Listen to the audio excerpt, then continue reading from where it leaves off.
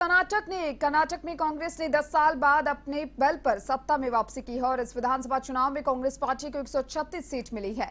तो वहीं बीजेपी की झोली में 65 सीट आई है, जबकि जेडीएस 19 सीटों के साथ तीसरे नंबर पर रही।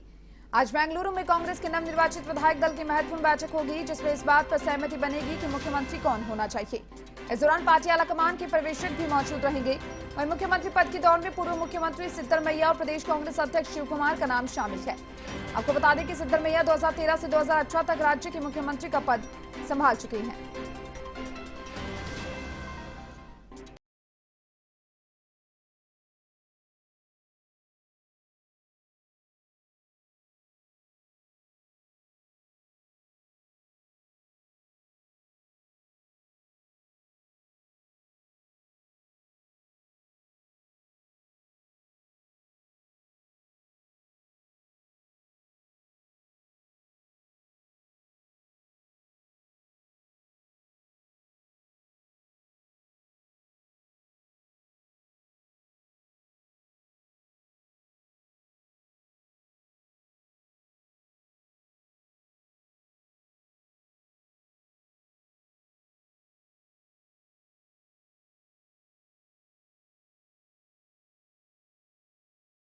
जमाया और आज बेंगलुरु में बैठक होनी है और इस बैठक में मुख्यमंत्री आखिर कौन होगा अगला कर्नाटक का, उसको लेकर चर्चा होनी है। विधायक दल की ये बैठक आज होनी है बेंगलुरु में कांग्रेस की, जहां आपको बता दें कि 10 साल बाद कांग्रेस की सत्ता में वापसी हुई। बैठक में पार्टी आलाकमान के पर्यवेक्षक मौजूद रहेंगे। कर्नाटक में मुख्यमंत्री के नाम पर होगी चर्चा।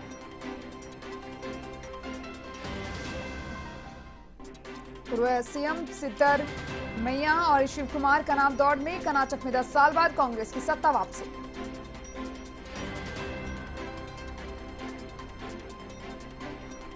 बेंगलुरु में कांग्रेस विधायक दल की बैठक आज। कर्नाटक में 10 साल बाद कांग्रेस की सत्ता वापसी। बैठक में पार्टी आलाकमान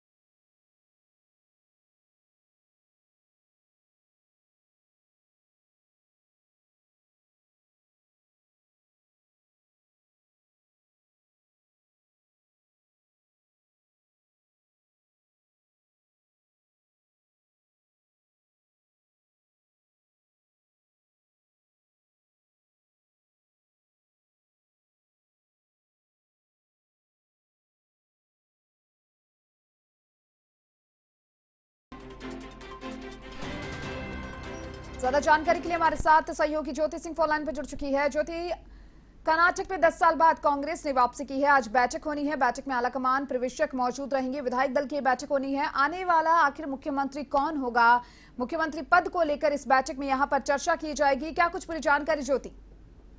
बिल्कुल दीपिका, देखिए कर्नाटक चुनाव के नतीजे आ चुके हैं। 224 विधानसभा सीटों वाले देखिए दक्षिण के द्वार पर देखिए अब कांग्रेस ने 135 सीटें जीतते हुए बीजेपी को देखिए हार का सामना करवा दिया है। और वहीं बीजेपी की अगर हम देखिए सीटों की बात करें तो 66 सीटों पर बीजेपी सिमटती हुई दिखाई दी और वहीं जेडीएस के खाते में 19 सीटें आई हैं। देखिए कर्नाटक के नतीजों के बीच एक सीट ऐसी भी रही जहां पर मतगणना के दौरान जमकर बवाल काटा गया। और देखिए अभी हम कांग्रेस की अगर हम बात करते हैं, कांग्रेस ने जिस तरीके से कहा था कि हम 130 सीटें लेकर आएंगे और देखिए 100 जितना उन्होंने दावा किया था उतनी ही सीटें उनको मिलती हुई दिखाई दी हैं। और अब देखिए क्योंकि कांग्रेस ने वहां पर जीत हासिल कर ली है, तो देखिए उसी को लेकर कांग्रेस ने जीत का सारा श्रेय जो है वो कांग्रेस अध्यक्ष मल्लिकार्जुन खड़गे को दिया है और साथ ही साथ राहुल गांधी को जीत का श्रेय दिया है। देखिए जिस तरीके से कांग्रेस ने जीत हासिल करके कर्नाटक में वापसी की है और दक्षिण अगर हम भारत की बात करें तो ऐसे में कांग्रेस के लिए बहुत ही बड़ा मौका है, क्योंकि जिस तरीके से हम बात करें, क्योंकि कांग्रेस जो है लगातार बैकफुट पे जाती हुई दिखाई दे रही थी और जमीनी स्तर पर कमजोर होती हुई दिखाई दे रही थी। लेकिन अगर हम पिछले चुनाव की बात करें तो हिमाचल में वापसी की कांग्रेस ने, फिर उसके बाद कर्नाटक जो कि दक्षिण भारत का एक बड़ा राज्य माना जाता है, वहां पर कांग्रेस की वापसी का होने का मतलब है कि कांग्रेस का एक मजबूत स्तर पर सामने आते हुए दिखाई देना। अब देखिए क्योंकि कांग्रेस जीत चुकी है, उसे लेकर देखिए आज विधायक दल की बैठक बुलाई गई है। कल ही देखिए क्योंकि कांग्रेस को ये डर था कि कहीं बीजेपी उनके विधायकों को खरीदने की कोशिश ना करे, इसके लिए कल ही सभी विधायकों को उनके क्षेत्रों से स्पेशल चार्टर के जरिए बेंगलोर बुला लिया गया और शाम होते होते देखिए सभी जो विधायक थे वो बेंगलोर पहुंच गए और वहां पर मल्लिकार्जुन खड़गे के साथ देखिए बैठक भी हुई है कल रात को। और उन लोगों के लिए देखिए सब 5 स्टार होटल में करीब 5 ऐसे होटल्स थे जहां पर सभी विधायकों के लिए रूम बुक करवा दिए गए थे। देखिए ये बात जो थी वो सुबह 11 बजे के आसपास की थी, जब रुझानों का आना स्टार्ट हुआ था तभी करवा लिए गए थे और आज विधायक दल की बैठक है। वहीं देखिए खबरें ये भी हैं कि अध्यक्ष मल्लिकार्जुन खड़गे आज दिल्ली आने वाले हैं। दिल्ली आकर पूर्व अध्यक्ष सोनिया गांधी से मुलाकात करेंगे, राहुल गांधी से मुलाकात करेंगे और सीएम कौन होगा इसको लेकर भी देखिए आज दिल्ली में ये चर्चा की जाएगी सोनिया गांधी राहुल गांधी से मुलाकात करके। वहीं देखिए सूत्र ये बता रहे हैं कि जो सीएम का चेहरा होगा वो पूर्व सीएम सिद्धारमैया का हो सकता है, क्योंकि अगर हम स्ट्रॉन्ग मजबूत कैंडिडेट की बात करें तो सिद्धारमैया सबसे ज्यादा मजबूत कैंडिडेट माने जा रहे हैं। वहीं डीके शिव कुमार भी अभी इस रेस में आगे आते हुए दिखाई दे रहे हैं, लेकिन कांग्रेस किसे कर्नाटक का सीएम फेस बनाकर मुख्यमंत्री की सीट पर बिठाएगी ये देखना होगा।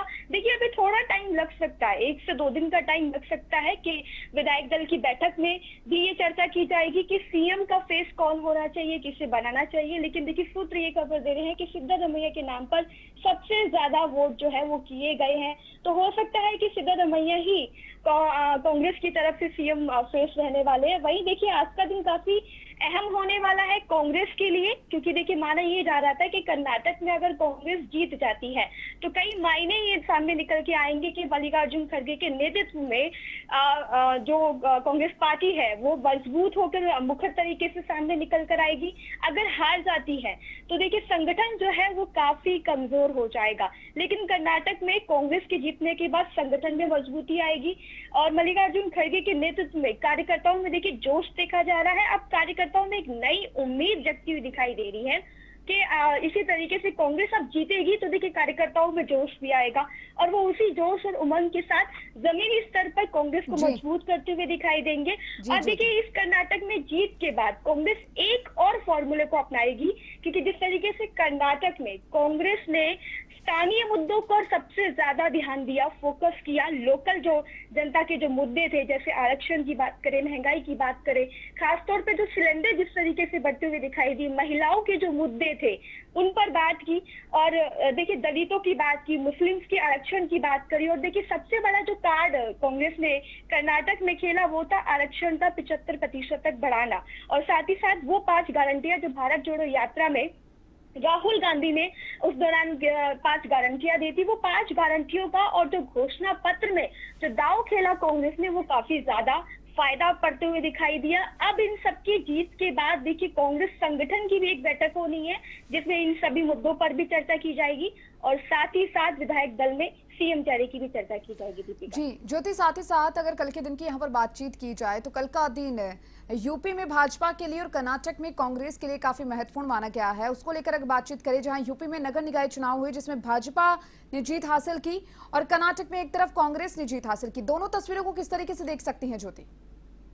बिल्कुल देखिए यूपी में अगर हम नगर निकाय की बात करें तो यूपी में भाजपा को ही आना था, क्योंकि जिस तरीके से हम बीजेपी के हिंदुत्व वाली कार्ड की बात करें तो देखिए हिंदुत्व वाले कार्ड का बीजेपी जो है वो यूपी में काफी अच्छे तरीके से इस्तेमाल कर पाई और वहां पर क्योंकि देखिए पहले से ही बीजेपी की सरकार है तो वो सरकार का फायदा कहीं ना कहीं देखिए बीजेपी को मिला, क्योंकि पहले से भी इससे पहले भी बात करें जब यूपी विधानसभा चुनाव हुए थे तब भी सारे सर्वे यही बता रहे थे, क्योंकि देखिए वहाँ पे अयोध्या का जो राम मंदिर है वो एक बहुत ही बड़ा मुद्दा है जिससे जनता अट्रैक्ट होती है बीजेपी के उन सभी घोषणा पत्र के किए दावों को लेकर। और नगर निकाय में जिस तरीके से अपना दमखम बनाने में कामयाब हुई है बीजेपी और जो हिंदुत्व वाला कार्ड जो खेलती है लगातार, देखिए वो कहीं ना कहीं यूपी के नगर निकाय चुनाव में उनको फायदा पहुंचाते हुए दिखाई दिया।